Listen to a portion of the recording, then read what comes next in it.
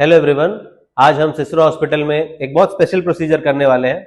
हमारे पेशेंट को कुछ महीने पहले एक कमर में फ्रैक्चर हुआ था, जिसके लिए उनका ऑपरेशन हुआ था, जिसमें हमने स्क्रूज और रॉड से उनके फ्रैक्चर को फिक्स किया था। ये बात लगभग 8 से 10 महीने पुरानी है। उस समय जब उनका फ्रैक्चर हुआ था तो उनकी जो नस है, स्पाइनल कॉर्ड है, वो दब गई थी, जिसके कारण हमें डीकम्प्रेशन और फ्यूजन सर्जरी करनी पड़ी थी, जिसमें हमने स्क्रूज और रॉड डाले थे। आप देख सकते हैं कि इस एमआरआई में स्क्रूज और रॉड्स दिख रहे हैं। बट कुछ हफ्ते पहले पेशेंट फिर से गिर गए थे, जिसके कारण उन्होंने कमर में फिर से दर्द शुरू हो गया। और जब हमने उनका रिपीट एमआरआई किया तो हमने देखा कि L2 वर्टिब्रा पे, यानी कि जिस लेवल पर उनका ऑपरेशन हुआ था, इस फ्रैक्चर के लिए उनका ऑपरेशन हुआ था, यहाँ पर हमने स्क्रूज और रॉड डाले थे। बट इस बार गिरने की वजह से उनकी नीचे की हड्डी, जो कि L2 वर्टिब्रा है, वो फिर से फ्रैक्चर हो गई है। इस फ्रैक्चर की वजह से नस पर कोई दबाव तो नहीं है और ना ही पैर में कोई कमजोरी या झंझनाहट है, बट क्योंकि हड्डी कोलैप्स हो गई है तो कमर में काफी दर्द रह रहा है और पेशेंट अपने बेड पर भी मूव नहीं कर पा रहे हैं। इसे हम लोग ऑस्टियोपोरोटिक वर्टिब्रल कंप्रेशन फ्रैक्चर बोलते हैं। ये बहुत कॉमन है ऐसे पेशेंट्स में जो 60 साल से अधिक के हैं और जिन पेशेंट्स में हार्मोनल कमी के कारण हड्डियां काफी कमजोर हो गई है, जिसे हम लोग ऑस्टियोपोरोसिस कहते हैं। ऐसे कंडीशन में कमर दर्द बहुत ज्यादा होने के कारण पेशेंट चल फिर नहीं पाते, बेड पर करवट भी नहीं बदल पाते।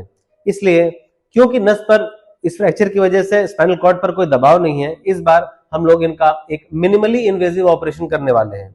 यानी कि इस सर्जरी में किसी भी तरह का स्क्रू, रॉड या लंबे चीरे की जरूरत नहीं पड़ेगी, बट इनके कमर दर्द को ठीक करने के लिए हम लोग एक मिनिमली इन्वेजिव ट्रीटमेंट करने वाले हैं। इस ट्रीटमेंट को हम लोग काइफोप्लास्टी कहते हैं। काइफोप्लास्टी में यूजुअली फ्रैक्चर्ड हड्डी के में हम लोग एक बोन सीमेंट डालते हैं, जिसके कारण कमर दर्द ठीक हो जाता है।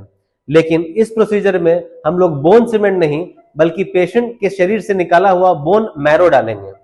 बोन मैरो पेशेंट के शरीर से ही निकालकर हम लोग पेशेंट के फ्रैक्चर्ड हड्डी में इंजेक्ट करने वाले हैं, जिससे over the course of 2 to 3 weeks bone formation देखने को मिलेगा और इनका पेन भी काफी कम हो जाएगा।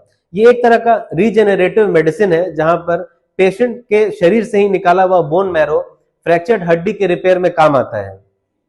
इस ऑपरेशन में चीरा 1 सेंटीमीटर से भी छोटा होगा और पेशेंट को किसी भी तरह का पोस्ट ऑपरेटिव पेन महसूस नहीं होगा।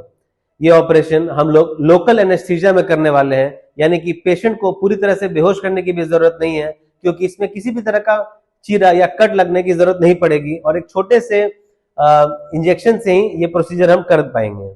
इस प्रोसीजर के बाद पेशेंट कल से ही चल पाएंगे और इनके दर्द में काफी इंप्रूवमेंट देखने को मिलेगा। And over the course of 2 to 3 months इनका जो फ्रैक्चर्ड L2 वर्टिब्रा है वो धीरे धीरे हील हो जाएगा, क्योंकि जो बोन मैरो में स्टेम सेल्स होते हैं वो बोन हीलिंग में हेल्प करेंगे पेशेंट को। इसके साथ साथ बहुत जरूरी है कि पेशेंट को इंजेक्शन टेरिपेरेटाइड चलाया जाए, जो कि एक रिकॉम्बिनेंट पैराथायराइड हार्मोन का इंजेक्शन होता है, जिससे न्यू बोन फॉर्मेशन देखने को मिलती है। तो अगर आपके आसपास भी ऐसे पेशेंट्स या आपके परिजन हैं जिन्हें एक माइनर फॉल के बाद कमर में काफी ज्यादा दर्द रहता है, तो उन्हें एक ऑस्टियोपोरोटिक वर्टिब्रल फ्रैक्चर हो सकता है।